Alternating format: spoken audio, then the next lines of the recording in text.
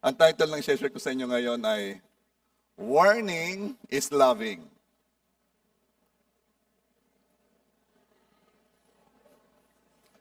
Siya kayaw. Sabihin mo sa katabi mo, makikinig ka ng mabuti. Huwag mo akong kakausapin. Makikinig din ako. Okay.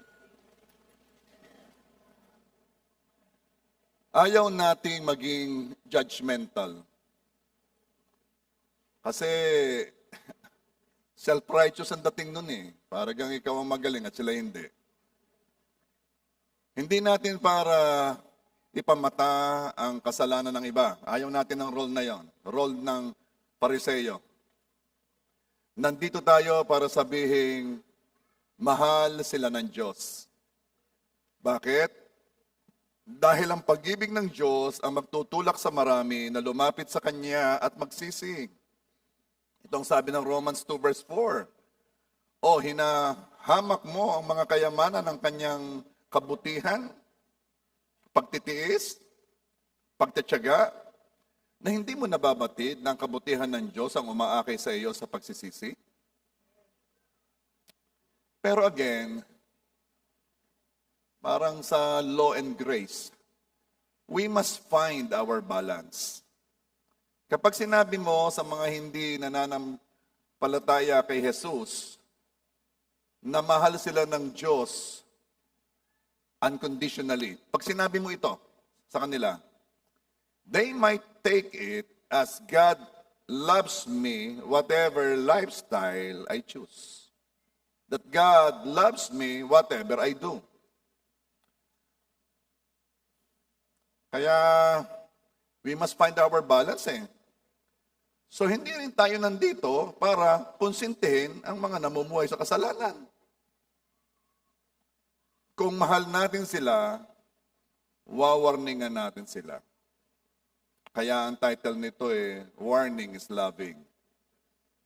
Bakit galit ang mundo kay Jesus? John 7:7. The world hates me because I testify that its works are evil. Merong nagdidebate eh, isa ay Christian, isa ay atheist, o yung hindi naniniwala sa Diyos. After a very long time o pagsasalitaan, itong itinanong noong Christian, kung sakali ba at ikaw ay iaalaw ng Diyos sa iyong ginagawa, tatanggapin mo kang may Diyos? Oo. So ang issue ay hindi kung may Diyos o wala. Ang issue, ayaw ng mga tao na papakialaman sila ng Diyos. Ayaw ng mga tao na sila'y pipigilan sa ginagawa nila. Gusto nila'y total freedom. Tingnan ninyo, kailan tayo nagagalit? Ito inyong isipin at dito tayo nagagalit. Nagagalit tayo kapag sa isang sitwasyon, ang lumalabas, tayo ang masama.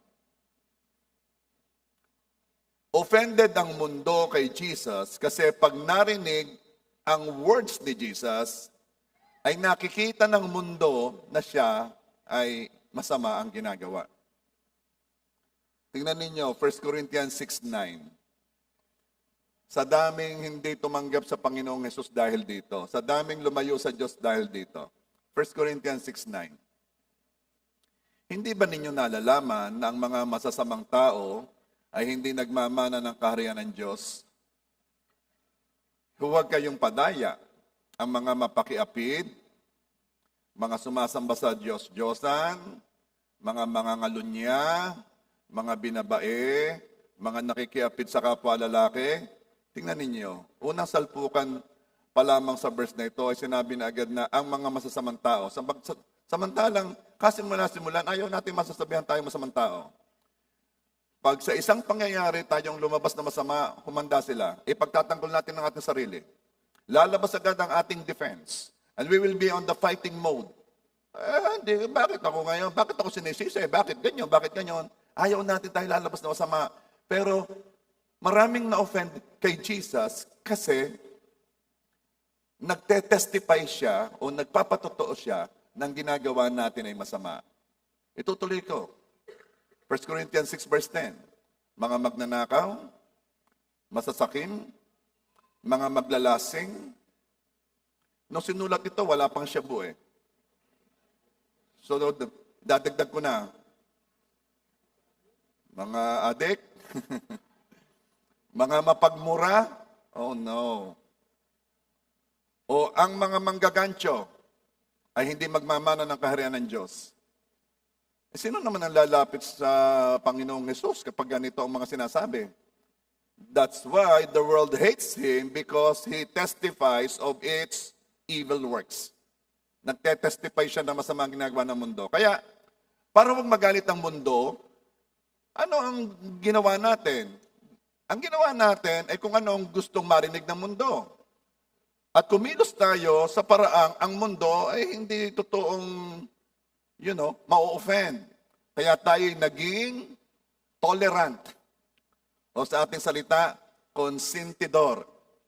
Alam niyo ang ibig sabihin ng konsentidor? Yung kaper ng kutsara. Tulungan po ninyo ako, Panginoon. Pero hindi natin mahal ang sino man na hindi natin winawarningan sa nalalapit na panganib. Hindi mo mahal ang kasama mo kung hindi mo siya wawarningan na sa labas ay may asong bangaw na may rabies. Na talagang laway na daw. Tapos, hindi mo siya wawarningan, ay lalabas na. At heto na yung aso, ang sabi niya, ka-cute. And then, if makagat, kat, and then magpaturok, titingin siya sa'yo. Alam mo pala, ba't di mo sinabi? Kasi ayaw kitang ma-offend kasi alam ko dog lover ka eh. Hindi mo mahal ang sino man na hindi mo wawarningan sa nalalapit na panganib. Hindi natin mahal ang sino man kung hindi natin sila wawarningan na may day of judgment, na may araw ng paghuhukom. Araw na huhusgahan ng Diyos ang lahat ng tao ayon sa kanilang gawa. Romans 2 verse 6. Kanyang gagantihan ang bawat tao ayon sa kanyang mga gawa. Hindi natin mahal ang mga tao kung hindi natin wawarningan at sasabihin, kailangan pa rin magsisi, kailangan pa rin magbago. Pwede kaya ako basta na lang kakanta at sasamba. Pwede kaya basta na lang attend. Dagdagan mo lang ng kailangan pa rin magsisi, kailangan pa rin magbago. Ayos pa kaya? Nagsisimula pa lamang yan.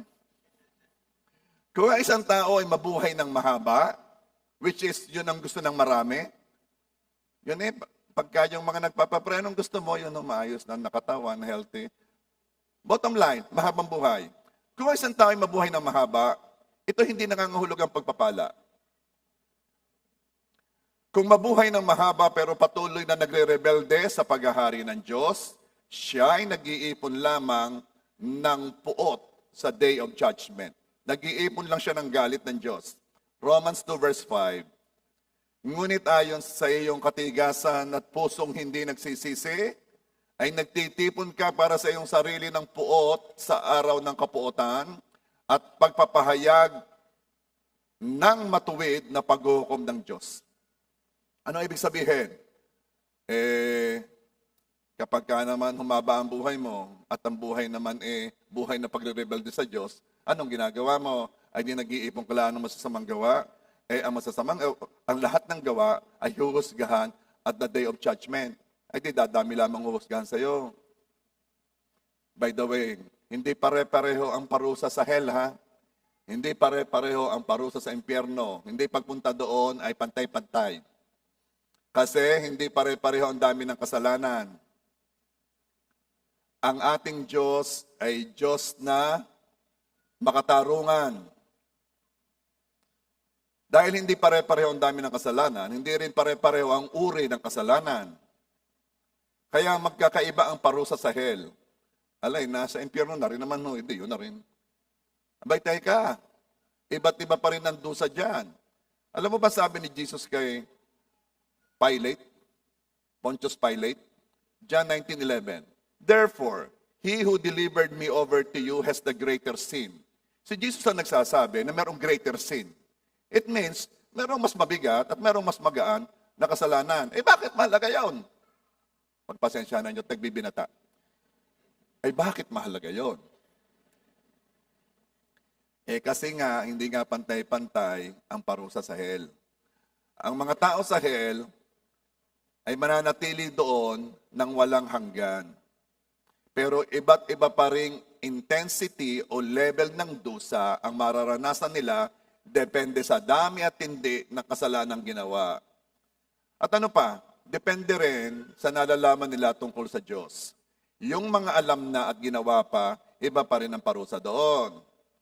Kung alam na ang salita, pero diretso pa rin. Sabi ni Jesus, Lucas 12:47 and 48, and that servant who knew his master's will, but did not get ready or act according to his will receive a severe beating. But the one who did not know and did what deserved a beating will receive a light beating. So merong severe beating, merong light beating. Alam ba ninyo na tayo ngayon, itong panahong ito, tayo nabubuhay ngayon sa panahon ng biyaya. Panahong binibigyan tayo ng Diyos ng pagkakataong magsisi at manumbalik sa Kanya. Pero wag nating akalain na ito'y walang katapusan. Wag mong akalain na mananatiling ganan. Anong sunod sa summer natin? Di ba rainy season? Ano? Tapos mamaya yan pupunta na sa malamig na, no? Yung mga Decembera na yan, ano? Hanggang February. Para ba nasasabi mo, hey, ganan. Hindi mananatiling ganyan. Napakarami ng signs, pero hindi ako doon magkakonsentrate. That's another topic. Kung akala ng iba na okay lang sa Diyos ang ginagawa nila, at hinahayaan lang sila ng Diyos sa lifestyle nila, ay nagkakamali sila. Ang Diyos ay hindi nangungunsinti o nagtotolerate. Hindi niya sinasabing walang masamang mangyayari. Sinasabi nga niya na mayroong araw ng paghukom. Ang Diyos lamang ay patient. Love is patient. Naghihintay na tayo'y matauhan. At pag natapos ang patience, magsisimula na ang judgment. Dalawa lang yan. Kapag hindi langit, impyerno yan. Walang gitna, walang gray area. Akala ng iba na kung Diyos ang naghahari sa langit, si Satanas naman ang naghahari sa impyerno. Kaya sabi noong mga makukulit, ay hindi na daw valid daw, mag-iinuman daw sila ni Satanas.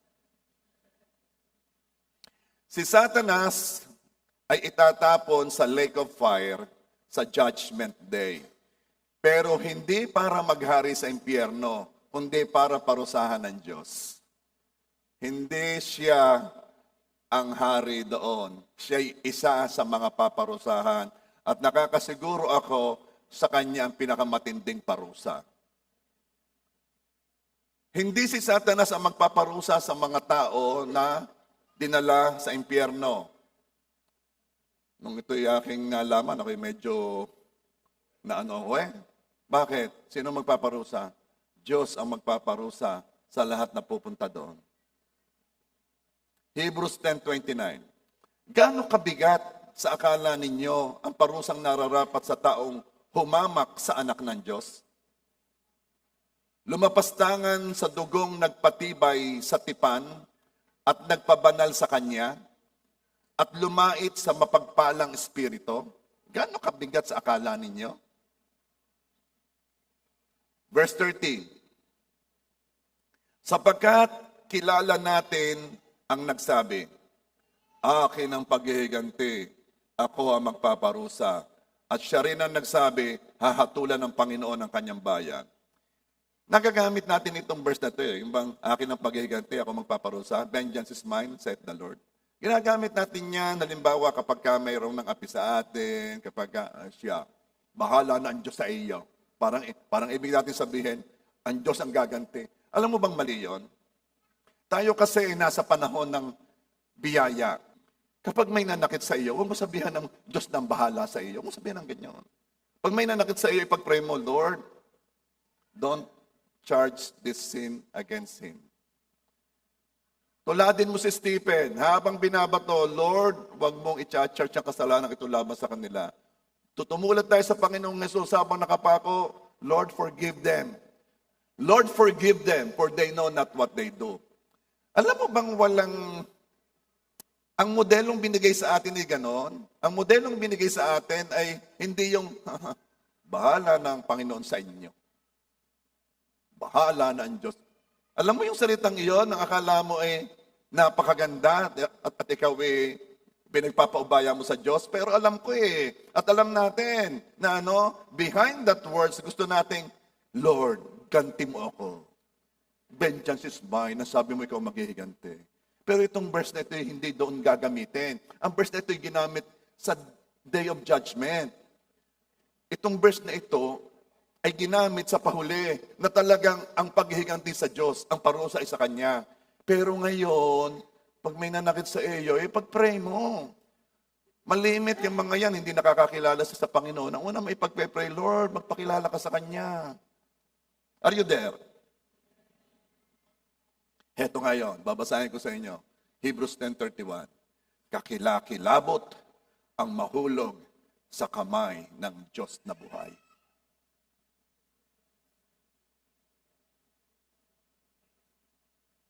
Hindi unawa ng tao ang katatayuan nila sa Diyos. Hindi nila naunawaan. Kung magdadali ang mga tao ngayon, akala mo talaga hindi matatapos ang panahon ng biyaya. Kung sumbatan ng Diyos kapag hindi nangyari ang gusto nilang mangyari, Lord, bakit ganon? Bakit ganyan ka, Lord? Unfair ka. Lord, bakit? Ayaw ko na, Lord. Ayaw ko na. Hindi ako tatagal.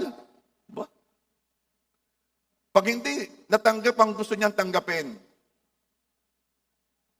tingnan mo kung paano siya kumilos sa Diyos. Para kang may karapatan siya.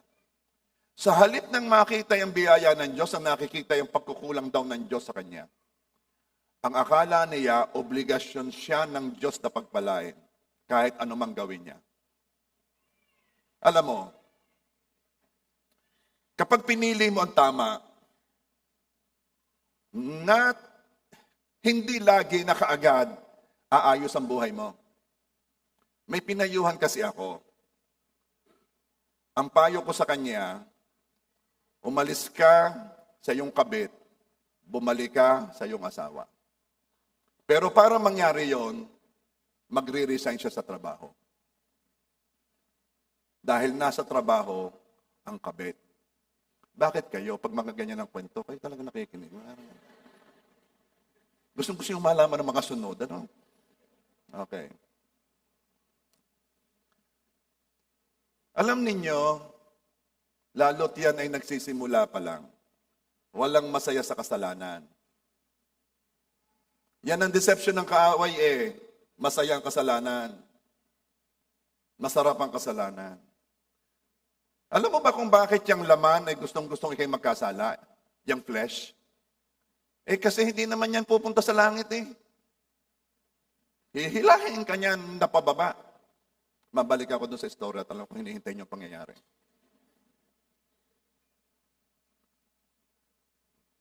Ay di nag-resign nga sa trabaho, ay sa abroad nagtatrabaho, medyo malaki ang kita. Paano yan? Magsisimula ulit dito.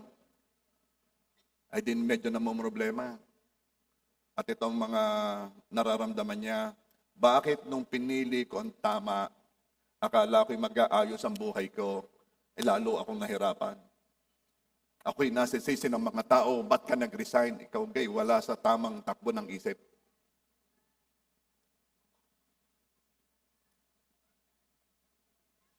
At ang sabi ng lalaki, bakit ganito? Akala ko pag ginawa ko ang tama, mag-aayos lahat. Sasabihin ako sa iyo, Hindi mo ginagawa ang tama dahil mag-aayos lahat. Ginagawa mo ang tama dahil yun ang tama. Wala nang ibang reason. Tama. Sabihin mo sa katabi mo, tama nga yan, tama.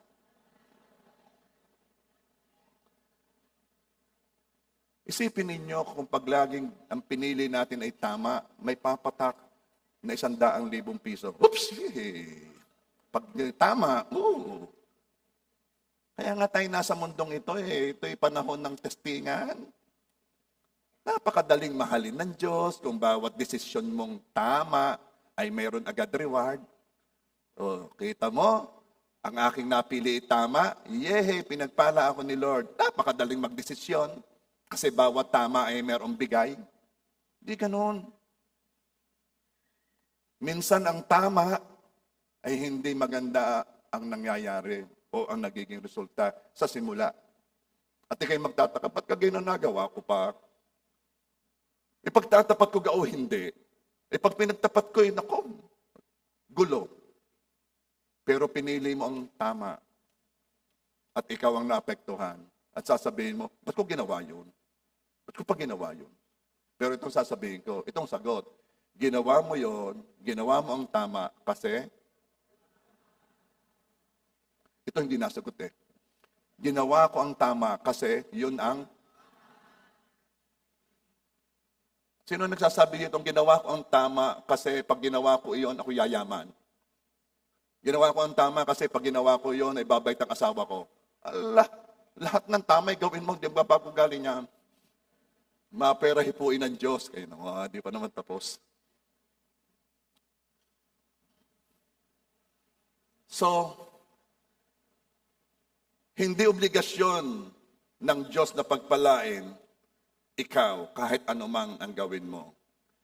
Ang Diyos walang utang sa atin.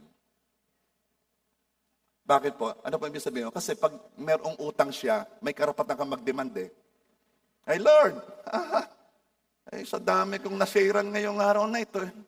Palagay ko naman abunado ka.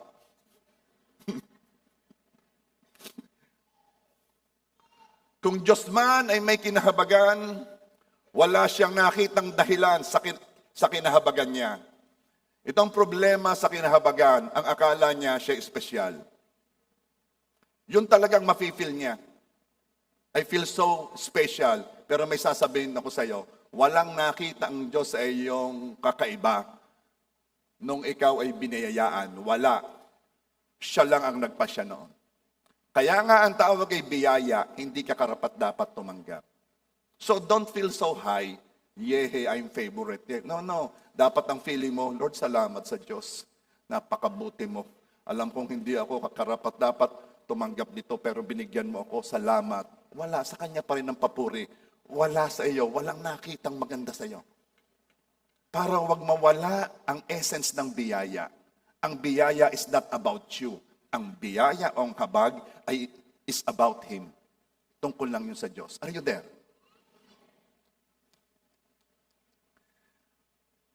Ang habag ay ginawa lang niya voluntarily, nahabag nga lang. Kaya sabi ng Exodus 33 verse 19 I will be gracious to whom I will be gracious, and I will have compassion on whom I will have compassion. Ako'y mahahabag sa gusto kong kahabagan, ako'y magiging mapagbiyaya sa gusto kong biyayaan. Anong ibig sabihin? Wala ka na doon. Karapatan niyang mahabag sa gustong kahabagan, maging mapagbiyaya sa gusto niyang biyayaan. Now, pwede tayong humingi ng habag. Sabi ng Diyos, lumapit sa trono ng habag, confidently humingi sa Diyos. Pwede. Pwede tayong humingi ng habag. Pero hindi tayo pwedeng mag-demand. Lord naman. Aba naman. Binigyan mo nga yun ako, katagal ko ng born again. Ako pa nga ang nag-akay doon. Ba't siya pinagpala mo ko hindi? Para yatang hindi pantay ang pagtingin mo. You cannot demand biyaya. Alam mong pwede mong i-demand. Ang pwede mong hingin, yung katarungan, yes. Pwede yun. Dahil siya makatarungan pero hindi required na siya maging mapagbiyaya sa iyo. Ang problema, pag hiningi mo ang katarungan, ay delikado ka.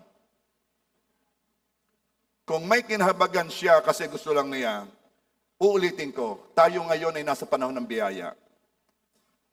Hindi pa dumarating ang araw ng paghukom, kaya may panahon pang makipag-ayos sa Diyos. 2 Peter 3 verse 9 to 11. The Lord is not slow in keeping His promise, as some understand slowness. Instead, He is patient with you, not wanting anyone to perish, but everyone to come to repentance. Kung akala mo, bakit yung mga masasamang tao, siya pa pinagpapala? Bakit dito sa mundong ito hindi parehas yata? Ba't ang Panginoon yata hindi nakilos ng mayroong fairness? Bakit? Okay. Ang Diyos ay hindi mabagal sa kanyang pangako. Talagang magkakaroon ng paghukom. Pero, siya lamang ay matiising. He is patient. Ayaw niyang walang mapahamak. Ang gusto niya ay lahat ay magsisi. Kaya meron tayong panahon na dinadaanan. Ito'y panahon na ibinibigay sa bawat isa para magsisi. Verse 10. But the day of the Lord will come like a thief. Dadating ang panahon na matatapos na itong panahon ng biyayang ito. Na we can do anything na walang nangyayari sa atin. We can do anything na hindi sinisigil tayo ng Diyos. Matatapos din ito. The day of the Lord will come like a thief. Kailan dito matatapos? Hindi mo alam. Walang may alam. Ito'y parang magnanakaw. Ano daw mangyayari? The heavens will disappear with a roar. Yan yung nakikita yan. It will change. The elements will be destroyed by fire. Mahal na mahal ang mundong are. Ito'y babaguhin ng Diyos. And the earth and everything done in it will be laid bare. Itong surface ng earth, babaguhin ito ng Diyos. 2 Peter 3:11, since everything will be destroyed in this way, what kind of people ought you to be? Dahil masisira naman lahat yung nakikita ninyong iyan, anong uri ng tao mo kayo dapat? Ito na, you ought to live holy and godly lives. Kayo'y mabuhay ng banal at makadiyos na buhay. Akala ko noon, ang impyerno ay pagkahiwalay sa Diyos. Itinuturo ko yun eh. Sabi ko noon, kung ayaw mo kay Jesus sa lupa, nakakahiya naman dalhin ka sa langit. Ayaw mo pala kay Jesus eh. At sinasabi kong re-respetuhin ng Diyos ang pasya mo, kaya dadalhin ka sa lugar na wala ang Diyos. At sinasabi ko, impyerno yon.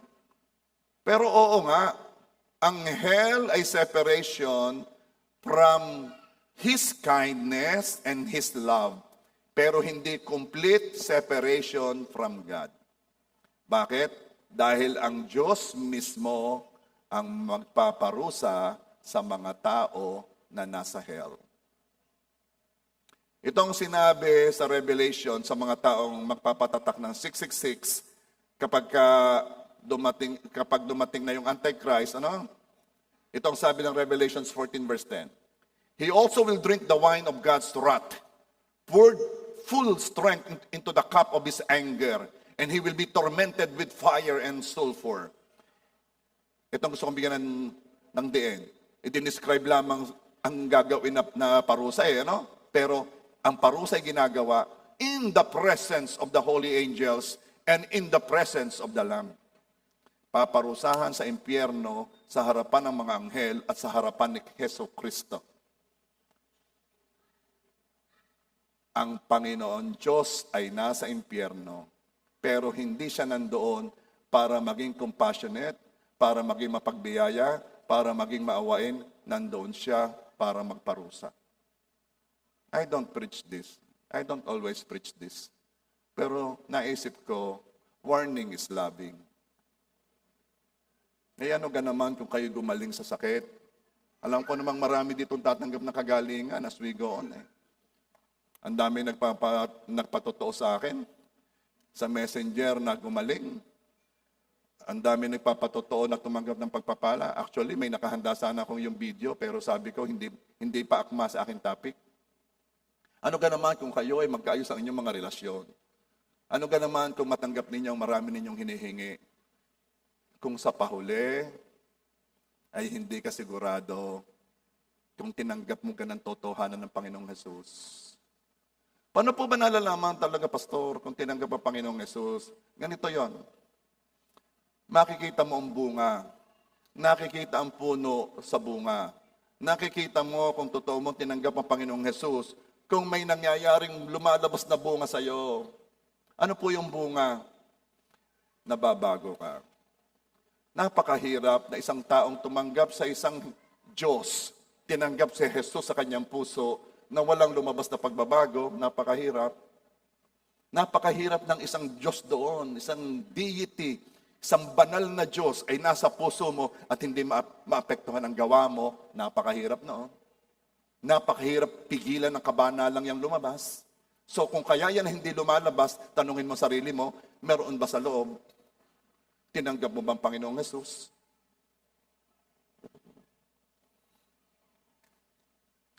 Kaya ang mga nasa impyerno ay magnanais na ang Diyos ay wala doon.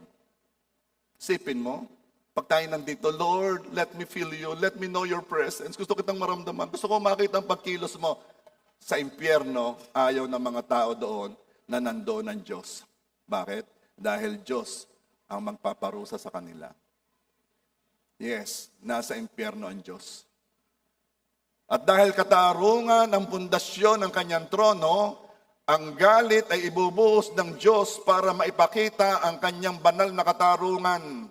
Makikita doon ang demonstration ng kanyang full justice na na hindi pwede ang isang Diyos na may lalang ng langit at lupa, isang Diyos na walang simula at walang katapusan, isang Diyos na pinakamataas sa lahat, ay mayroong isang nilalang sa isang sulok ng kanyang universe na patuloy na magre-rebelde sa kanya at sasabihin, ayaw kong sumunod sa iyo. Hindi pwede.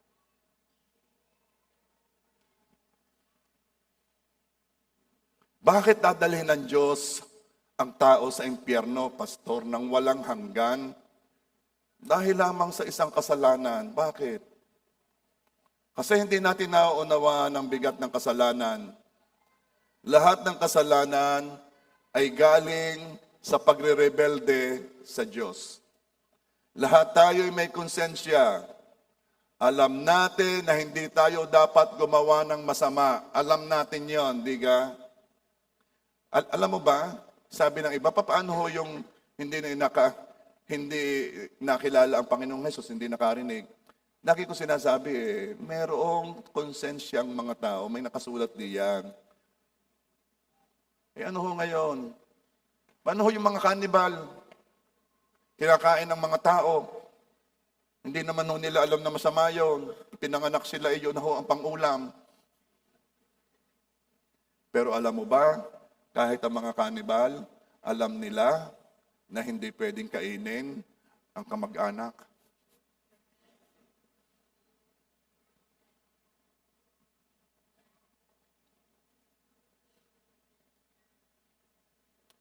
Bakit dadalhin ng Diyos ang tao sa impyerno nang walang hanggan dahil lang sa isang kasalanan? Kasi nga may konsensya tayo. Alam natin na hindi tayo dapat gumawa ng masama, pero patuloy pa rin natin pinipiling magkasala. Hindi lamang isang beses, kundi maraming beses. Meron kang, tingnan ninyo ha, meron kang bisita sa bahay. At sinabi mo na, bisita, huwag mong ipasok ang iyong maduming sapatos ha, palilinis lamang ng bahay. Pinasok. Pagkapasok, sabi mo, huwag kang mahiga sa sopa. Pawis ang kain. Kakapit naman niyang pawis mo sa sopa. Bisita yon ha? Anong ginawa? Humiga. Tapos, naghahanda ka ng pagkain, pumunta na sa dining table. Sabi mo, huwag mong itaas ang paa mo sa lamesa. Alam mong ginawa? Itinaas. Ano ba to? Sabi mo, aring pagkain, aring nakahanda para sa aking anak, darating na. Huwag mong kakainin ha. Alam mong ginawa? And then, pagkakain, sabi mo, Sabi niya, magto-toilet siya. Sabi mo, wag kang pupunta sa toilet na ito, barado yan. Alam mo ang ginawa? Pumunta. Sabi nung isa, barado. Hindi, pumunta. Pagbalik, nakita niya may natira pang pagkain. Ang sabi mo, ayan para na doon sa mga hindi pa nadating. Alam mo ang ginawa? Binalot. Sinyaron. Palakpak ang mga Sharon. Tapos, dumating yung aso mo na nakadiaper. Sabi mo, wag mo yang sisipain na. Alam mong ginawa? Lahat ng sinasabi mong wag, yun ang ginawa. Anong mararamdaman mo? Ikaw ang may-ari ng bahay. Anong mararamdaman mo sa bisita mo? Sisipain daw ni Atoy, okay? Ikaw naman, next. Christian yan, Christian. O kayo dyan, anong inyong mararamdaman? Sisipain na rin. O siya, sige. Okay. Pareho lang yan ang kasalanan natin. Akala natin, pwede tayong mabuhay sa paraang gusto natin sa universe na pag-aari ng Diyos. Ito'y nakakagalit sa Diyos. Mabubuhay ka sa paraang gusto mo na hindi naman yun ang sinabi ng Diyos, yun na po ang pareho. At ang nagkakasala laban sa walang hanggang Diyos ay tatanggap ng walang hanggang parusa.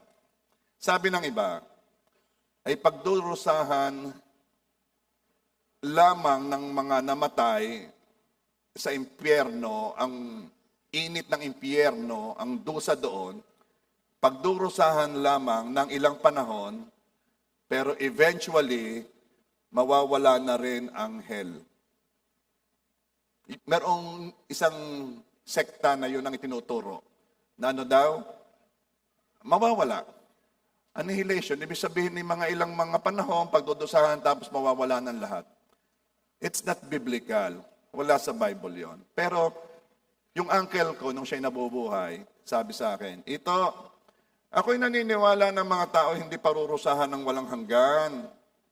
Ay ano mangyayari? Sila'y basta nalang mawawala. Ay bakit ho? Kasi kung ako, ayaw ko na parusahan sila ng walang hanggan. Ay di lalo ng Diyos kasi mas mabuti ang Diyos kaysa sa akin. Alam mo talaga tayo mga tao, pag tinignan natin ang Diyos kung ano tayo, ay magkakamali eh. Ang Diyos hindi tayo. Tingnan natin ang Diyos at tularin natin siya. Pero wag nating itulad ang Diyos sa atin. Yes, God is love. Pero God is also just. Ang Diyos ay pag-ibig, pero ang Diyos ay makatarungan din. Actually, very just.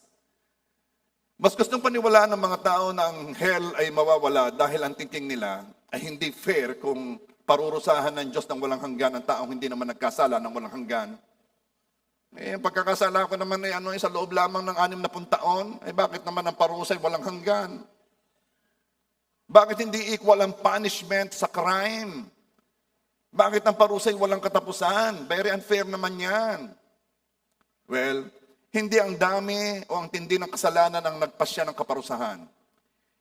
Isa nga lang kasalanan ay sapat nang magdala sa atin sa impyerno. Ang nagpasya kaya nasa hell ang sinuman ay dahil kung kanino siya nagkasala. Sinong pinagkasalaanan? Malimit itong sabihin, siguro inyo pang natatandaan. Noong una, sa feudal Japan, ang mga nagpapatakbo diyan ay mga samurai. Meron lagi diyang warlord sa bawat region ng Japan. Matatapang yung mga taong yan. Marami yung loyal followers. Sobrang ginagalang sila. Sobra. Demigod na. Alam mo ba ang sabi? Hawakan mo lang yung kanyang sword, hawakan mo lang, ay sapat na para patayin ka. Bakit naman ho ganon? Di ho ba sa inyo, pag hinawakan ko ang inyong kutsilyo, hindi naman ho yung tuong masama? Oo, pero mataas ang tingin nila sa mga samurai. sa mga warlord. Para na nga Diyos ang tingin. Sa kanila, walang galang yung ginawa mo. Isang paglapastangan sa kanilang dignidad pag hinawakan mo ang kanilang samurai o ang kanilang blade. Kaya ang tao ay dinala sa impyerno ay hindi dahil sa dami ng kanyang kasalanan, sa tindi ng kanyang kasalanan. Dinala siya doon dahil kung sino ang pinagkasalaanan niya. Napakataas na pinagkasalaanan ng tao. Kaya eternal ang punishment. Kung ang hell ay mawawala din balang araw, ang mga nasa hell ay may pag-asa. May magandang bagay na inaasahan.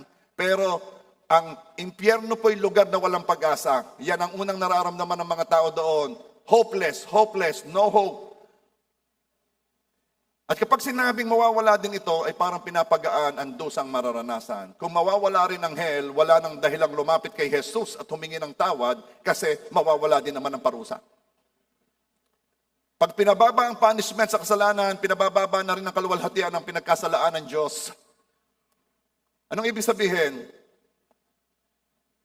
Na ganun lang ang parusa pag nagrebelde ka sa Diyos ng mga Diyos, hari ng mga hari.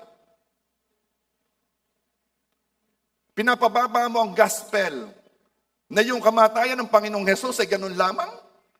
Ang binayadan niya ay kaunti lamang dahil at the end naman pala ay mawawala rin ng parusang yan. Bakit niya babayadan pa? Sabi ng mga kauna-unahang tao na nakarating sa space, ang pangalan niya ay si Yuri Gagarin. Siya ay isang Russian cosmonaut or Soviet, noong meron pang Soviet, meron pang USSR. Itong sabi niya, I look and look, but I didn't see God. Ito ang sabi ni Yuri Gagarin.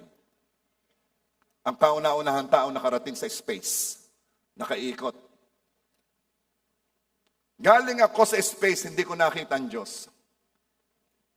Sinagot ito ni C.S. Lewis. Sabi niya, kung gusto mong makarelate kay God, hindi ito katulad ng tao na nasa first floor na makikipagkita sa ibang tao sa second floor. Ang Diyos ay wala sa ating dimension, wala sa space and time dimension ng tao. Kahit pa dumating si cosmonaut Yuri Gagarin sa pinakamalayong galaxy, hindi pa rin niya makikita ang Diyos. Ito po ang mas malapit na illustration. Okay. Kilala niyo si Maria Clara, no? Siya ay leading character sa novel na ano? Yes. Nakatuwa. Yung mga hindi sumagot, iniisip kong el filibusterismo. Okay, No Limit Tangere. Sino naman ang sumulat ng No Limit Tangere? Pasado na kayo, pasado na. Kung gusto ni Maria Clara na makita si Jose Rizal, pwede kaya yan? Si Maria Clara na sinulat ni Jose Rizal, the leading character sa novel na No Limit Tangere, gusto niyang makita si Rizal. Kahit pa saang page pumunta si Maria Clara, naroon si Basilio, naroon si Damaso, pero hindi niya makikita si Rizal. Para mangyari yon, ito lang ang pwede mangyari. Ilagay ni Rizal ang karakter niya sa istorya. Yon ang ginawa ng Diyos. Hindi natin makikita ang Diyos kung hindi bumaba ang Panginoong Hesus at sumama sa ating istorya. Ang author ay kinuha ang karakter ng kanyang ginawa. Hindi natin nauunawaan talagang ginawa ng Diyos. Ang isang Diyos na iniwan ang kanyang habitation, nasa langit na kung saan ay kakaibang dimensyon, hindi kapareho ng ating. Yung langit na yon, kahit tumingin ka sa telescope, di mo makikita. Sapagkat yun ay ibang mundo, ibang dimension. Iniwan niya yon, bumaba siya sa lupa. Kinuha niyang anyo natin. Akala nyo napakaganda ng ating anyo. Wala lang tayong pagkukumparahan eh. Eh siyempre, kung ikukumpara mo sa elepante, mas maganda tayo. Wala tayong pagkukumparahan. Hindi ho ito ang kagandahan ng ating anyo. Isang Diyos na pinili na kunin ang ating anyo, ipinanganak sa sabsaba na kung saan ay doon kumakain ng mga baka. Iwan ang karangyaan at kaluwalhatian ng langit na hindi nakakaranas ng hirap, gutom, uhaw. Pumunta dito at nagtrabaho at nagpapawis na hindi siya nakikilala ng kanyang mga nilalang. Hanggang ngayon, nire-reject pa ng marami at ang iba'y galit na galit pa sa kanya. Salamat at hindi natin ikinukumpara ang ating sarili sa Diyos dahil kung siguro ikaw ang Diyos, baka ginunaw mo ng tao. Katulad ni Atoy kanina, sisipain na. Kung tayo ang Diyos at siya ang ating, at ipipilit nating ipareho ang ating sarili sa Kanya, sasabihin natin, gumawa na ng bagaw. Palta na yung mga taong iyan. Napakatataas. Napaka-self-centered. Para bagang ang mundo'y nainog sa Kanya, lahat ang mahalaga yung Kanya. Ang feeling ko, ang naramdaman ko, ang akin, ako.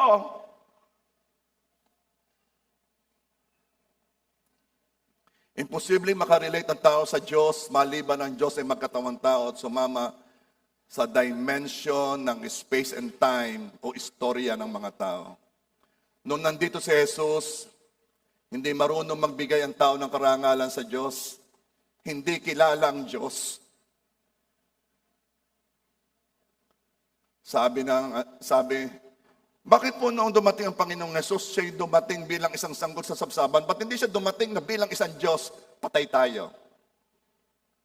Kung ang isang banal na Diyos ay nagpakita sa katatayuan nating ito na may kasalanan, ang katarungan ay agad kikilos, ubos agad tayo. Bakit? Sapagkat ang isang kasalanan ay hindi pwedeng tumayo sa presensya ng isang maluwalhati at banal na Diyos. Hindi talaga natin alam ang kabanalan. Ang mga tao pilit na pilit maglagay ng kabanalan na pag nalagyan nila ang ilaw ng isang ayoko na sabihin. Pag nabihisan nila, akala nila'y banal na. Holiness kills. Kaya wag mo nang isipin, bakit yan Diyos hindi bumaba dito? Pasalamat ka't hindi pa. Hindi mo kaya. Kaya kailangan mo nang baguhin ang ating katawan. Bigyan tayo ng niluwalhating katawan para Para magkaroon tayo ng malapit na relasyon sa Diyos. Na makikita natin siya ng mukha sa mukha. Kaya anong ginawa ng Panginoong Hesus? Siya ang kumuha ng ating anyo. At ang sinabi ng Panginoong Hesus, pag nakita mo na ako, nakita mo na ang Ama. Doon siya pinako eh. Nung sinabi niya ang totoo, doon siya pinako.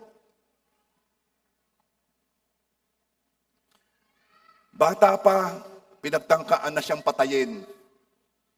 Paano mo mamahalin ang nilalang?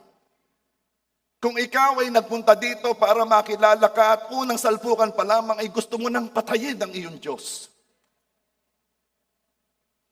Si Jesus nang nais ipaglingkuran ang mga nilikha, kanyang tinuruan very patiently ang mga disipulo. Pinagaling niya ang bawat taong pupunta sa kanya.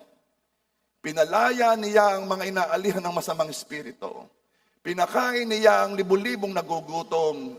Binago niya ang buhay ng maraming tao. Ipinagtanggol niya ang dapat ipagtanggol. Minahal niya ang dapat mahalin. At hindi pa rin siya tinanggap. Sa halip, ipinako pa siya. Paano mo mamahalin ang tao? Paano mo mamahalin ang nilikha? Pero kahit hindi siya tinanggap ng maayos, hindi siya umalis. Hindi niya iniwan ang lugar na kung saan ay nire-reject siya. Di ba tayo ganon? Kapag sa isang lugar we don't feel welcome, we leave immediately. Hindi ang Panginoong Jesus. Hindi niya tinalikuran ang kanyang misyon. Kinuha ni Jesus ang kasalanan ng mga nilalang, ibinuhos ng Diyos ang galit sa kasalanan sa katawan ni Kristo, sapagkat yun ang kanyang misyon. Ibinigay ni Jesus ang kanyang buhay sa cross sa pinakamasakit na paraan na alam ng tao at that time. Kamatayang pinakamatagal para mas matagal na maramdaman ng sakit. Kamatayan sa pinakanakakahiyang pamamaraan. Ang pagpapako sa krus ay paraan ng pagsasabi ng mga Romano, huwag pamarisan. Nung pinatay ang may likha sa atin, nung pinatay siya, inalis ang kanyang mga damit, siya'y hinayaang lantad, wala nang natitirang dignidad. Yan ang ginawa ng tao sa Diyos. At habang siya'y nakapako, Mark 15:29, siya'y nilait ng mga nagdaraan na umiiling at sinasabi, ang gigiba sa templo at magtatayo nito sa loob ng 3 araw? At ang sabi nila, iligtas mo ang iyong sarili. Bumaba ka sa krus. Hinayaan ni Jesus na siya'y laitin. Hinayaan ng isang Diyos na sinasabi niyang, alam mo ba, ang kaharian ko'y hindi dito. Peter, itago mo yung iyong tabak. Huwag mo ako ipagtanggol. Hindi ako mahina. Pwede akong tumawag ng anghel at ngayon pa lamang ay ubusin lahat ang tao. Pero hindi ko gagawin yon, sapagkat gayon na lamang ang pag-ibig ko sa sanlibutan. Nahanda akong ibigay ang buhay ko. Iligtas mo ang iyong sarili at bumaba ka sa krus. Hindi bumaba si Jesus sa krus. Hindi niya iniwan ang krus dahil kapag iniwan niya ang krus, ang iiwan niya ay tayo. Hindi pa ako ang nagpaako sa Panginoong Jesus sa krus. Ang nagpako sa Panginoong Jesus ay ang pag-ibig niya sa atin. Kaya nakapako siya ay ang pag-ibig niya sa atin ang nagdikit sa kanya sa cross. Napakahina ng pakong yun. Kayang-kaya yung alsin ng mga anghel. Pero pumayag ang Panginoong Jesus dahil gayon na lamang ang pag-ibig sa atin.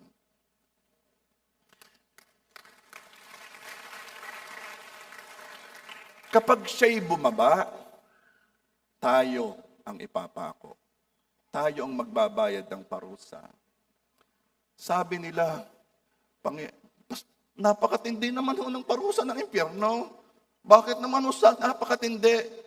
Napakatindi nga, kaya ibinigay ng Diyos ang kanyang anak. Kung sino mang manampalataya sa kanya, hindi mapapahamak. Hindi pupunta sa impyerno, kundi magkakaroon ng buhay na walang hanggang kasama ang Diyos. Napakahigpit niya, kaya winawarningan tayo. Dahil ang warning ay pag-ibig na hindi laging ganito. Darating ang Panginoong Yesus at napakarami ng sinyalis na nagpapakitang malapit na. Hindi ko sinasabing mamaya, pero hindi ko rin sinasabing hindi. Hindi ko alam. Pero walang pangako ang Panginoong Yesus na hindi niya tinupad.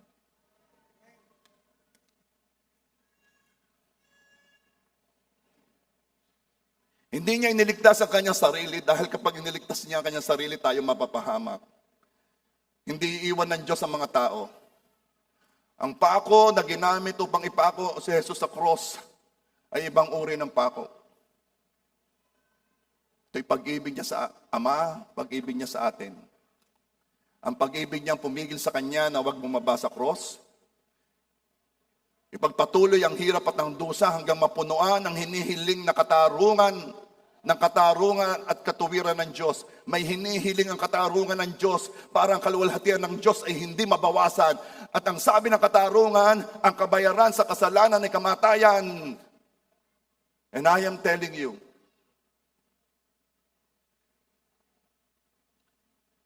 kung ang tingin mo napakatindi ng impyerno, may sasabihin ako sa iyo. Kaya naman, ang pag-ibig ng Diyos, sukdulang gawin ang hindi inaasahan ng lahat, isakripisyo ang kanyang anak. Alam nyo, I don't preach this way. Ngayon lang nyo ito narinig sa akin. Gusto ko kayong encourage, gusto ko kayong makatanggap ng healing, gusto ko kayong makalampas sa inyong problema, ano? Pero I will be unfair to you and I will be so unjust kung hindi ko ipapaalala sa inyo na there is a day of judgment. May araw ng paghukom. This is the time makipag-ayos ka sa Diyos. Ikaw na nasa online, ito'y panahon na makipag-ayos ka sa Diyos. Huwag mo itong babasta-bastahin. I preach this because I love. I warn because I love. Ang pagpunta sa langit ay hindi lahatan. Ito'y isahan. Hindi ka pupunta sa langit dahil member ka ng JA1. Hindi ka pupunta sa langit dahil malapit ka kung kaninong pastor. Pupunta ka sa langit dahil ano? Dahil alam mo na ikaw'y makasalanan. At ang kasalanan mong iyan ang naghiwalay sa iyo sa Diyos. Na wala kang pwedeng gawin para makapunta sa langit sa pamamagitan ng iyong sariling lakas. Lahat ng mabubuti mong gawa ay maruming basahan sa harapan ng Diyos, sabi ng Isaiah. Kaya naman Diyos na ang gumawa ng paraan 2,000 years ago, na ibinigay niya ang kaisa-isahan niyang anak na kung sino man ang manampalataya sa Kanya ay hindi na mamamatay kundi magkakaroon ng buhay na walang hanggan.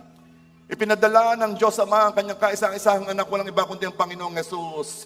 Kinuha ng Panginoong Hesus ang anyo ng isang tao. Siya ay namuhay kasama natin. At pagkatapos, sa panahon na itinakda ng Diyos, siya'y napako sa krus. Binayadan ng ating mga kasalanan.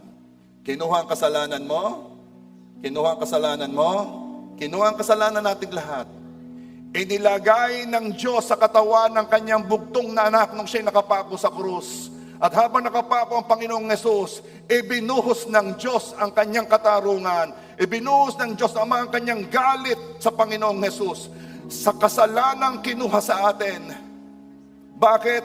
Para hindi na tayo parusahan, para tayo makaligtas sa impyerno. Ang iyo lamang gagawin, magsisisi ka sa iyong mga kasalanan, tatanggapin mo ang Panginoong Hesus na iyong tagapagligtas. Mananampalataya ka ng ginawa ng Panginoong Hesus ay sapat na para sa iyo. Hindi na pwedeng dagdagan pa. Mananampalataya ka na si Hesus ang anak ng Diyos. Bakit? Sapagkat wala nang ibang paraan ng kaligtasan.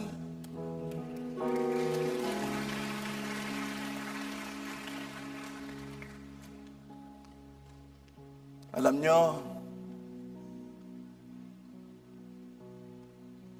nothing free in this world. Wala daw libre. Lahat babayaran.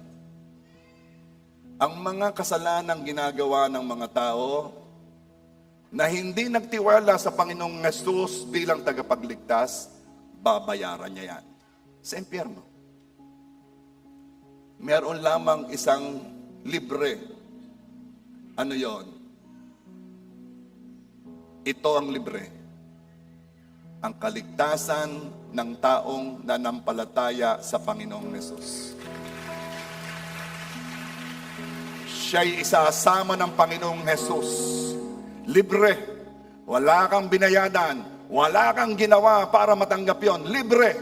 Pero sabi po ninyo, Pastor, there is nothing free in this world. Walang libre. Yes, libre sa'yo kasi binayadan ng Panginoong Hesus.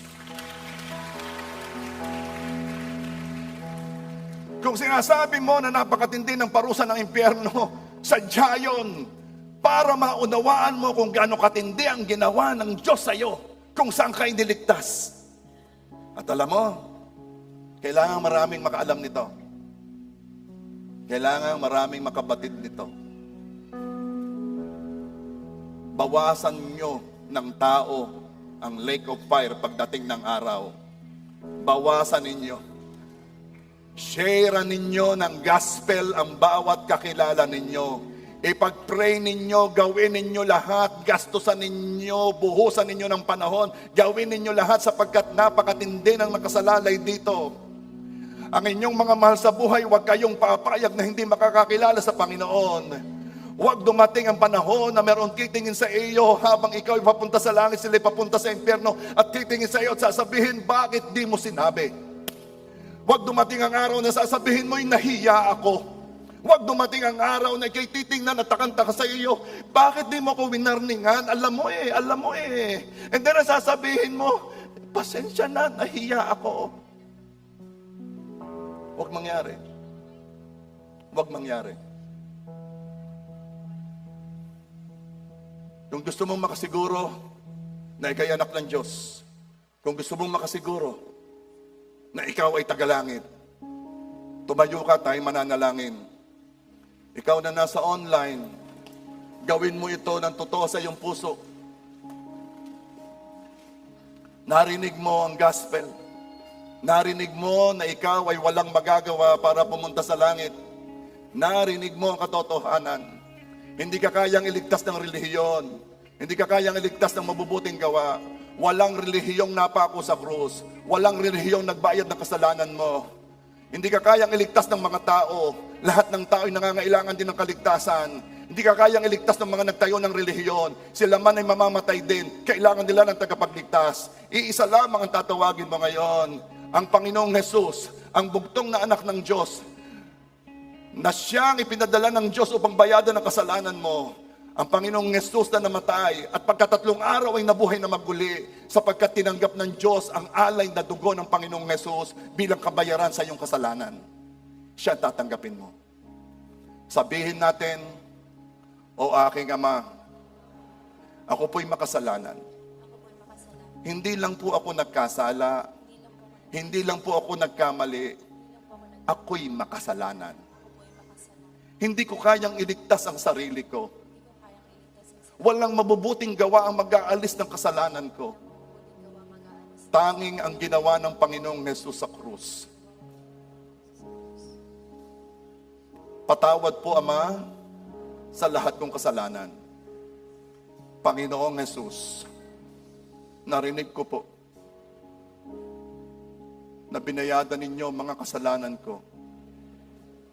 Kayo'y nagkatawang tao. At dumating ang panahon, ipinako sa krus. Kinuha ninyo mga kasalanan ko. At doon binayadan. Panginoong Jesus, ako po'y nagtitiwala sa inyo. Kayo po ang aking Diyos. Kayo po ang Panginoon ko. Kayo po ang tagapagligtas ko. Pumasok po kayo sa puso ko. Wag na po ninyo akong iiwan magpakilanman. Ako na lang magpe-pray. Father God, I pray. Lahat na nandito, lahat na nanonood sa online, salamat po sa kaligtasan naming lahat. At kung ngayon lamang po nila binanggit ito ng totoo sa kanilang puso, salamat po Lord God sa pagsusulat ng kanilang pangalan sa aklat ng buhay sa langit. Dalangin ko Lord God, baguhin mo kaming lahat hanggang sa makamukha namin ng Panginoong Jesus.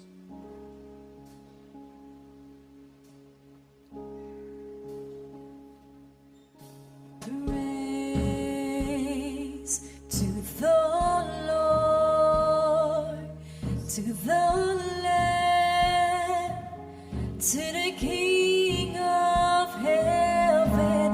Praise, for He now He reigns, we will sing forever. Praise to the Lord, to the Lamb, to the King of heaven. Praise, for He rose, now He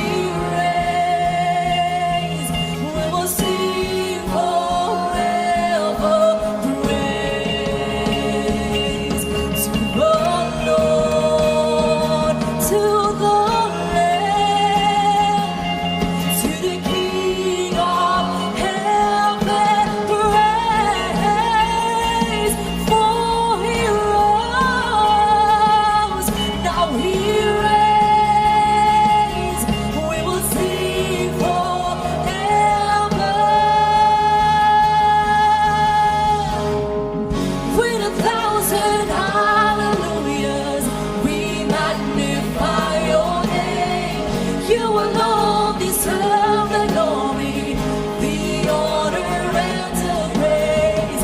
Lord Jesus, this song is forever yours. 1,000 hallelujahs and 1,000 more.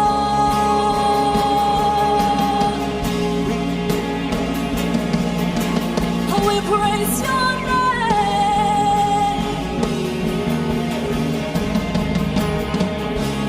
We will crown you King forever, living Savior, Jesus Redeemer, Lord of heaven, robed in majesty, crowned in glory, creation adores you. We will crown you King forever, living Savior, Jesus Redeemer. Alam kong gustong-gusto nating sumamba sa Diyos pero hindi ko na makontain. Ako excited na excited. Sasabog ako pag di ko sinabi. Meron akong babasahin sa inyong verse. Kung may ilagay lang ninyo, please, Mark 16:20. Mark 16:20. Alam ba ninyo, sabi dito? And they went out, meaning the apostles, the disciples. They went out and preached everywhere. The Lord working with them and confirming the word through the accompanying signs. Ano pong ibig sabihin? Basta nahayag ang gospel, basta nahayag ang Panginoong Jesus, basta nahayag ang ginawa niya sa cross, ito ay sinasabayan, sinasamahan ng Diyos, at ito'y pinagtitibay ng Diyos. Ang alin ang pinagtitibay? Ang katotohanan ng gospel, ang katotohanan ng Panginoong Jesus ang nagliligtas sa atin. At paano niya ito pinagtitibay? Paano niya ito kino-confirm? Sa pamamagitan ng mga signs and wonders. Sa pamamagitan ng mga kagalingang tatanggapin. Sa pamamagitan ng paglaya. Ako'y kanina'y napabangiti na dahil alam kong i-confirm ng Diyos ang kanyang salita. Kaya church, purihin mo muna ang Panginoon. We will crown you King forever, living Savior, Jesus Redeemer, Lord of heaven, robed in majesty, crowned in glory, creation adores you. We will crown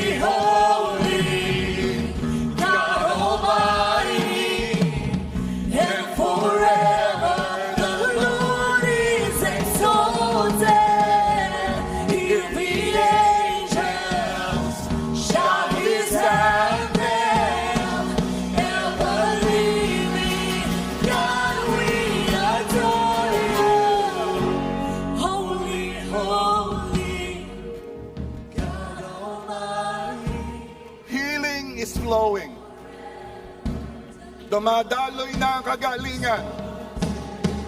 Dumadaloy na ang kagalingan. Dumadaloy na. Ikaw, kahit nasa online, gawin mo ang hindi mo magawa dati. Kung ikaw'y nahihirapang yumukod, ikaw ay yumukod. Kung ikaw'y na mahihirapang, ikaw ay iibo kung anuman, gawin mo. At kung halimbawa, at ang may mga parte ng katawan mo na nandoon ang karamdaman, ngayon, hawakan mo yon, hawakan mo yon.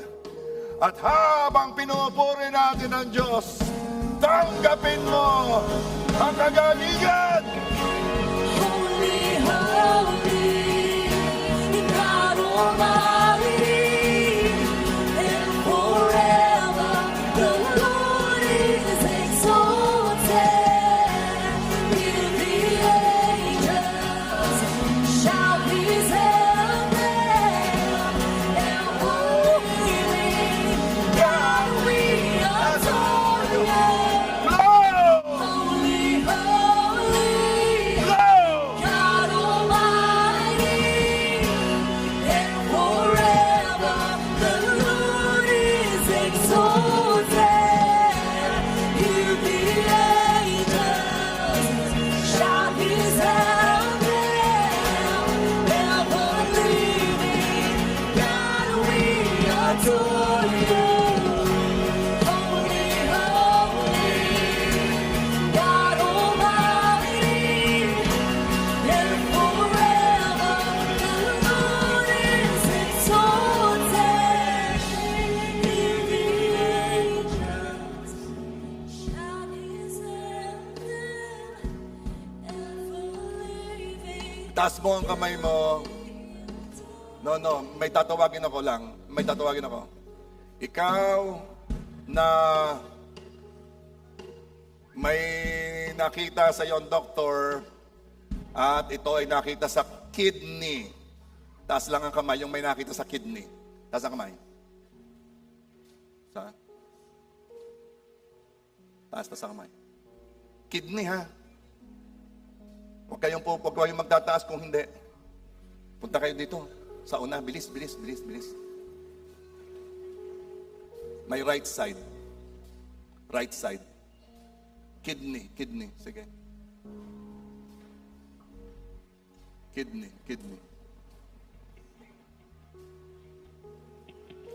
Kidney ha.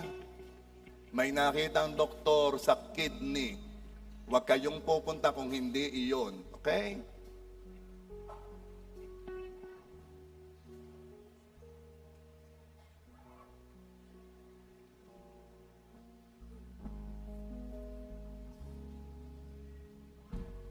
Holy, holy, God Almighty, and forever the Lord is exalted. Hear the angels shout His anthem, ever living God, we adore You. Ipapakita ng Diyos ang kanyang himala tuwing ang gospel ay naituro. Tuwing nahayag ang Panginoong Hesus, papagtibayin niya ang mensaheng ito sa pamamagitan ng mga himala, ng mga tanda at himala. Ito'y salita ng Diyos. At hindi babalik sa Diyos ang kanyang salita na hindi nagagawa ang dapat gawin. So, ikaw na nasa unahan ngayon, tatanggap ka ng kagalingan. Raise up your hands now kayo. Father God, I pray. Paltan mo ng bagong kidney. Paltan mo ng bagong kidney, Lord God. Lord, sorpresahin mo ang lahat. Gawin mong testimony, Panginoon, ng iyong kabutihan, Lord God. Na bago, healthy kidneys pareho. Lord, itaas ang iyong pangalan sa biyayang ito. I am declaring signs, wonders, following sa gospel na preach. I am declaring confirmation of the word. Healing flow in Jesus' name. Let touch. I am declaring bagong kidneys in Jesus' name. Lord, pagod na kami sa karirinig ng dialysis. Ikaw na may lalang sa amin, ikaw ang may alam kung paano mo kami ginawa. And I am declaring that your creative power is now working in the life of my sister. Okay, let the healing of God flow to you right now in Jesus' name. I am declaring healing in Jesus' name. I am declaring healing. I am declaring healing. Ikaw ay tumanggap kasi pinagtibay ng Diyos ang kanyang salita sa pamamagitan ng signs and wonders. Let the healing of God flow. Paltan, Lord, ng bago, healthy kidneys in Jesus' name. Let the healing of God flow. Lord, I pray, paltan ng bago and healthy kidneys. Lord, in Jesus' name. Thank you, Father God. Lord, I pray, paltan ng bago, healthy kidneys, ang kanyang kidneys ngayon, in Jesus' name. Ora bashikaya. Lord, I pray, paltan ng bago, healthy kidneys, ang kanyang kidneys ngayon, in Jesus' name. Yes, oh Father God, Lord, luwalhati ang iyong pangalan. Itaas mo ang iyong pangalan. Hayaan mo po, Lord God, patotohanan mo ang kapangyarihan ng iyong mensahe. Na Lord, ikaw ay namatay, nilibig pagkatatlong araw na buhay na maguli. At lahat na tumanggap sa iyo ay maliligtas, Panginoon. Lord, confirm that message with signs and wonders following. I am declaring healthy, new kidneys in Jesus' name. Yes, oh God. Lord, we know, walang imposible sa iyo. At ngayon, Lord God, itanghal mo ang pinakamataas na pangalan sa lahat. Hayaan mo makita namin, makita ng lahat ng tao na ikaw ay buhay. As I anoint you with oil, let a new healthy kidney be upon her in Jesus' name. Yes, oh God, new healthy kidneys be upon you now in Jesus' name. Yes, oh Lord God, new and healthy kidneys be upon you. Lord, ang biyaya ay binibigay mo sa gusto mong bigyan. At ngayon, Father God, lumalapit kami sa trono ng habag, sa trono ng biyaya, para sa kapatid kong ito. Tumanggap siya sa iyo, Panginoon. Tumanggap siya sa iyo, Lord God. Confirm the message with signs, wonders following. Yes, oh God. Lord, hindi ka nagtatangi, Panginoon. Ikaw ay Diyos na mahabagin, puno ng habag at awa. As I anoint you, bagong kidneys, healthy kidneys in Jesus' name. Yes, bagong kidney sa'yo in Jesus' name. Oh, bagong kidney in Jesus' name. In Jesus' name. Bagong kidney in Jesus' name. Yes, bagong kidney in Jesus' name. Yes, Father God. Taas niyo mga kamay. Father God, salamat po sapagkat biniyayaan ninyo ang lahat na nakatayo dito. Tumanggap sila ng iyong himala, Panginoon. Bagong kidneys in Jesus' name. Bagong kidneys. Bagong kidneys. Bagong kidneys. Bagong kidneys. Bagong kidneys. In Jesus' name. You may sit down. You may sit down. Okay.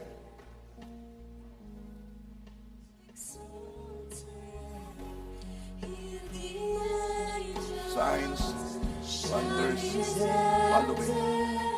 Signs, wonders, following. Okay. Matagal na yung sakit. Ilang punta mo na sa doktor. Hindi gumagaling. Hindi nawawala. At least 3 years. At least 3 years. Nasa iyo na. Taas ang kamay. Huwag kang pupunta sa una. Taas lang ang kamay. Huwag kang pupunta sa una. Taas lang ang kamay. Taas ang kamay. Taas ang kamay.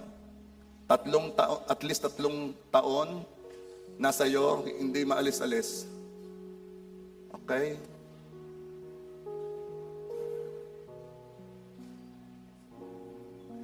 Everybody sit down please. At tayo nasa ano na. Manatiling nakaupo yung sakit na hindi maalis-alis. 3 taon na. Okay lang ba kayo na mag-overtime tayo? Okay lang ba? Okay. 3 taon na at least. Taas ang kamay, please.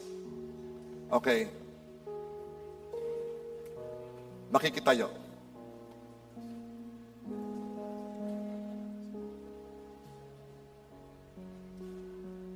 Okay. Sa nakatayong ito, ang sabi ng doktor sa iyo, nerves. Taas ang kamay. Okay? Lahat na yan nagtaas. Okay. Be specific tayo ha. Ang sabi nerves. Yung ang sabing nerves, punta kayo dito sa kanan. Huwag pupunta yung hindi ang sabi nerves.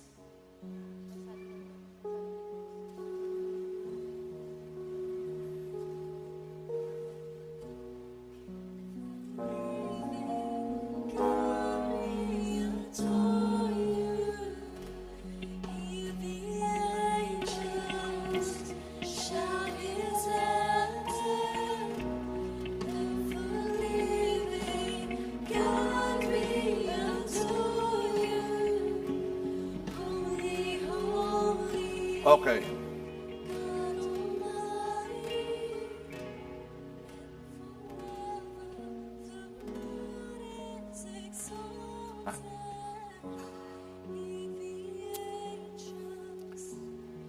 Taas ang kamay kung ang tagal-tagal na ng iyong asma, ang tagal-tagal na yung asma, at pabalik-balik, taas ang kamay.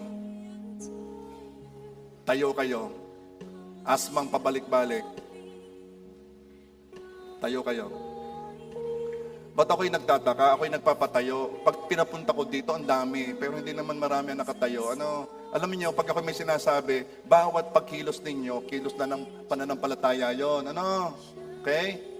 So, asma to. Okay? Matagal na. Punta kayo sa kaliwa.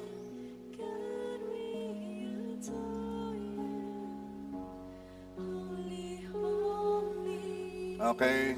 Pastors. Come here, pastors.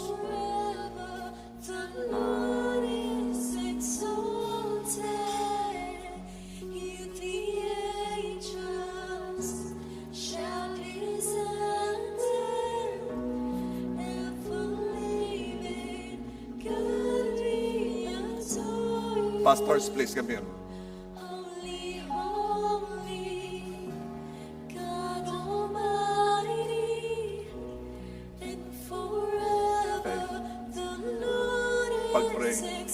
Pag-pray nyo yung sa asma, ha? Shall be exalted, ever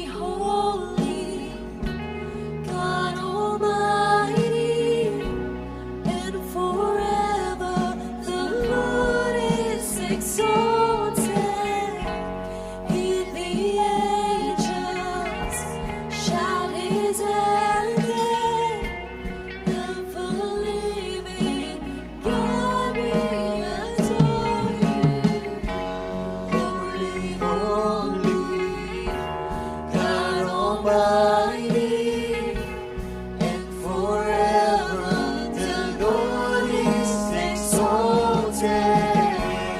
In the angels shout his anthem, ever living God, we adore you. Holy, holy, God Almighty, and forever the Lord is exalted. In the angels shout his anthem, ever living God, we adore you.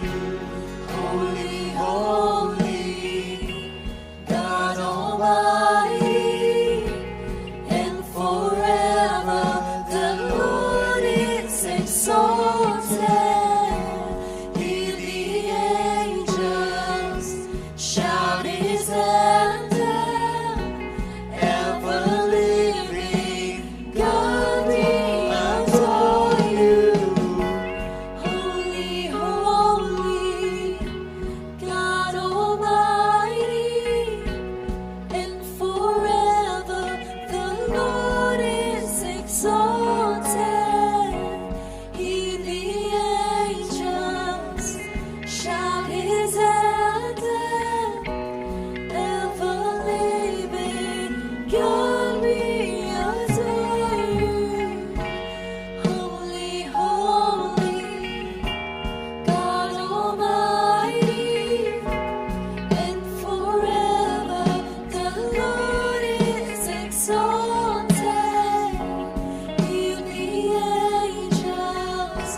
shout his anthem, ever living God, we adore you. Holy, holy, God Almighty, and forever the Lord is exalted. Hear the angels shout his anthem, ever living God, we adore you. Holy, holy, God Almighty, and forever the Lord is exalted. Hear the angels shout his anthem, ever living God, we adore you.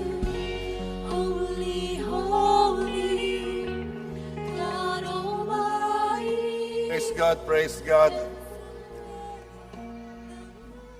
Okay, huli na po to. Kanina pinahawakan ko lahat ng parte ng katawan na may sakit. Ano? Did I do that? Okay, meron ako ipapagawang isa ngayon. Alam ba ninyo na ang sabi ng Diyos, ito ang mga tanda na susunod sa mga nananampalataya. Sila'y magpapato ng kamay sa may sakit at sila'y gagaling, di ba? Okay, so hindi lamang po pastor ang inutusan noon, kundi tayo ay inutusan din. Kausapin mo yung katabi mo. Sabihin mo, meron ka bang gustong ipag-pray ko? And then, ikaw ang magpe-pray sa Kanya. Alam mo, ang Diyos ay kumikilos sa ibang paraan, iba't ibang mga paraan.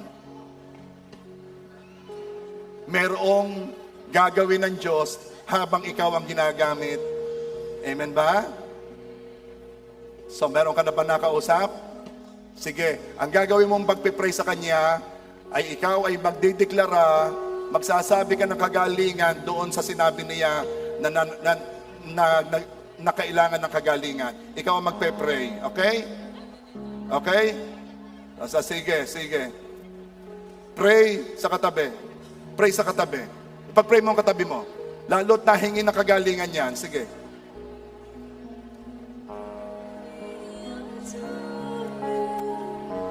Holy, holy, God Almighty, and forever Yes, Father God. is Habang exalted. Pinagpe-pray nila ang katabi nila. I am declaring healing. Sinasamahan ko ang pananampalataya ng bawat nananalangin. I am saying yes and amen sa bawat deklarasyon ng kagalingan nila. Yes, oh God, I am declaring yes and amen. I am agreeing to the healing. Nag-agree ako sa healing in Jesus' name. Yes, healing is flowing right now. Healing is flowing right now. Healing is flowing right now. Yes, now, now, now, now, now, now.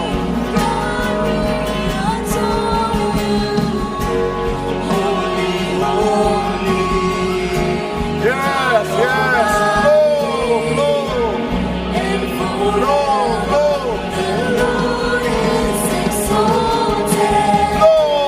Healing flow, healing flow. And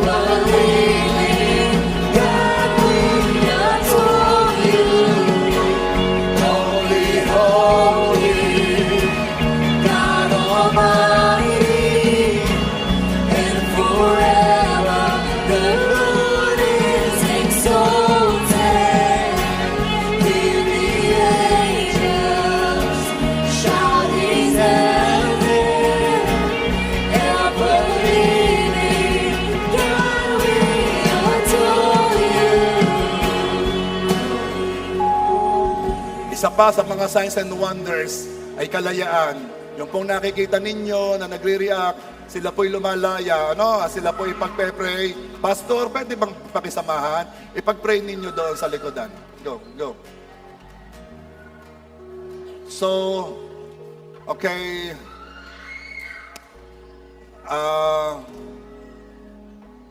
Let me pray for you.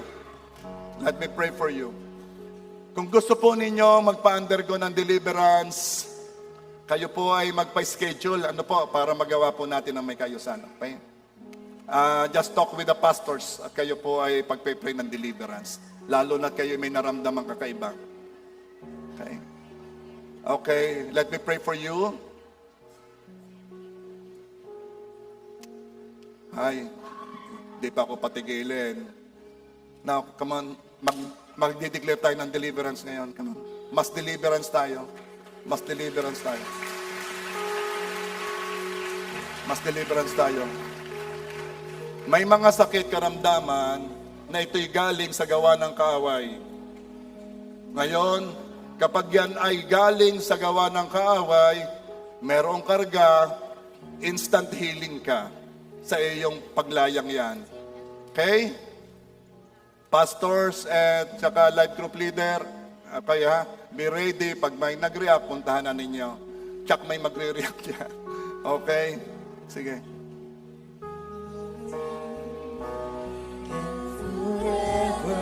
The Lord is exalted.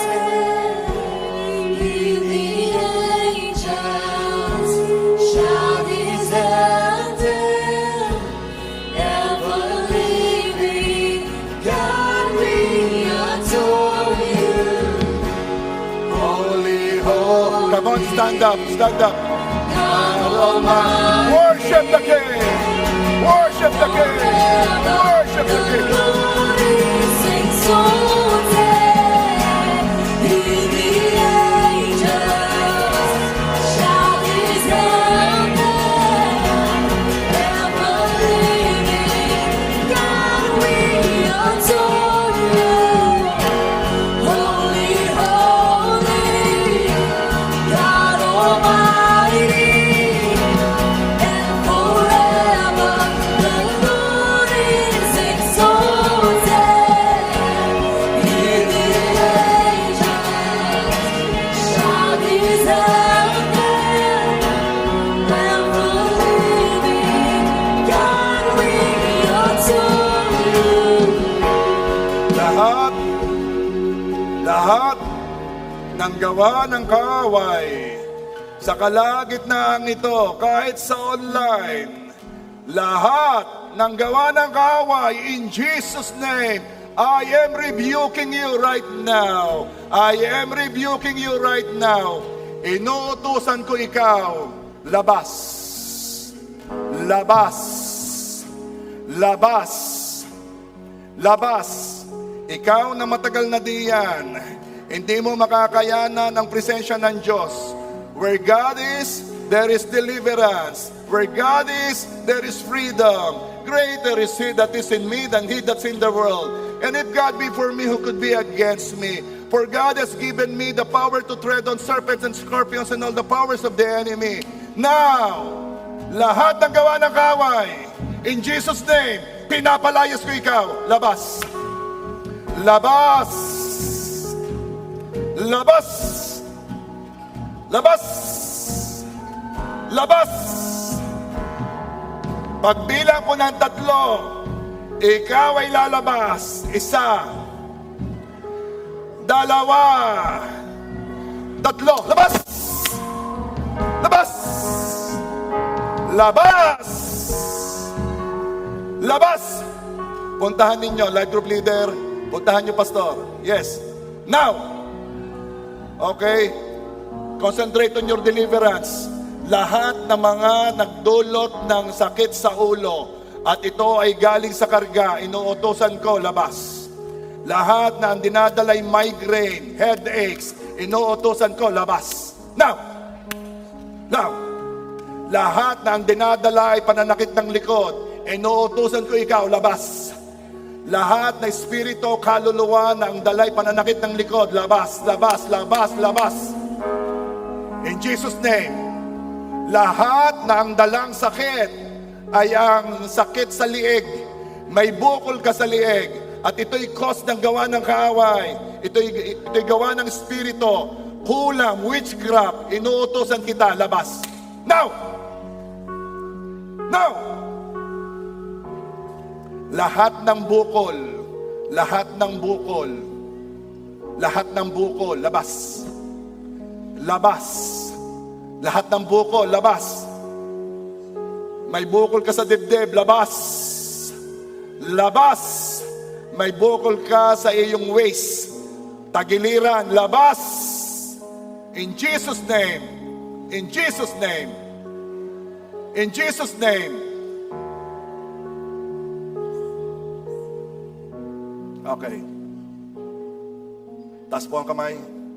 Father God, ako po ay nagdideklara ng kagalingan at kalayaan sa bawat isang nandito.